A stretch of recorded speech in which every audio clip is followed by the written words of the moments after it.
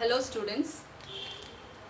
Before starting with our second chapter, I want you all to understand what is a globe. You all can see today we will do understanding the globe. For that we have a globe here. You all can see the globe. A globe is round in shape. As you all can see, a globe is round in shape. A globe is a replica of Earth. I repeat again, a globe is a replica of Earth. You all can see. Okay, can you all see a line, a horizontal line in the center? This line is called the equator. A equator divides the earth into two parts, that is the northern hemisphere and the southern hemisphere. Again, same like equator, we have a line vertically. There is a line vertical. That line is called as the prime meridian. Prime meridian divides the earth into western hemisphere and eastern hemisphere. So you all understood this much. Apart from that, there are many small imaginary lines. Can you all see? There are small imaginary lines. The horizontal imaginary lines are called latitude.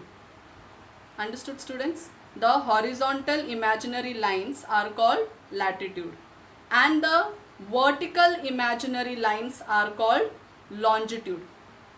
Now, latitude and longitude are very useful in locating the places or in locating the countries on the map and on the globe. I repeat again, latitude and longitude are very important for locating the places or the countries on the globe or on the map. Now, the earth has rotation and revolution. When the earth moves on its own axis, when the earth is going around its own axis, it is called rotation. And because of rotation, we get one day. For example, suppose this part is getting sunlight. So this part is getting sunlight, so here it will be day, and this side there is no sunlight, so here it is night. But when it will move, that time again you all can see this, the side which was behind came in front. So now this part will have daytime and this part will have night again. So rotation decides the day and night. Same way we have a revolution. For example, suppose this is a sun. Just imagine, students, this is a sun, and when the earth goes in a circular motion around the earth, that is called as revolution. I hope you all understood. I repeat again, just imagine this is a sun, and when the earth is moving around the sun, that circular motion is called as revolution, and a revolution decides 1 year. When the earth completes one revolution, we get 1 year. I repeat again, when the earth completes one rotation, it is 1 day, and when the earth completes one revolution, it is 1 year. Now student, let's see about the continents. You all know we have 7 important continents. Let's see. I'll just show you all the continents.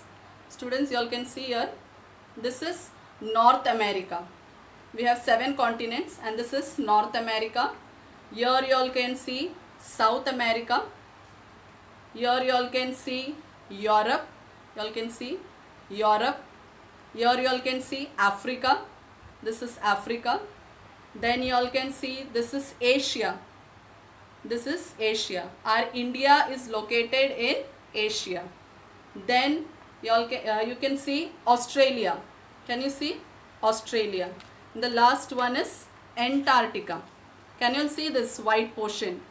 This white portion is Antarctica, and Antarctica is a continent which is completely covered with ice. So these are our 7 continents. Now let me tell about India. You all know India is located in the northern hemisphere. I told you earlier, India is in Asia, and Asia is located in the northern hemisphere. Okay students, India is located in northern hemisphere. Then Brazil. this year's 10th standard we are going to study about India and Brazil.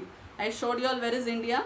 India is on the northern hemisphere, and we are going to see the Brazil. Brazil is in the southern hemisphere. You can see here Brazil. Brazil is in the southern hemisphere. Now Brazil, you can see it is some part of Brazil is in north and most of the part is in south. That means little portion of Brazil is in the northern hemisphere and most in the biggest part of Brazil is in the southern hemisphere. So I hope you all understood the location of India and Brazil from the globe. Thank you, students.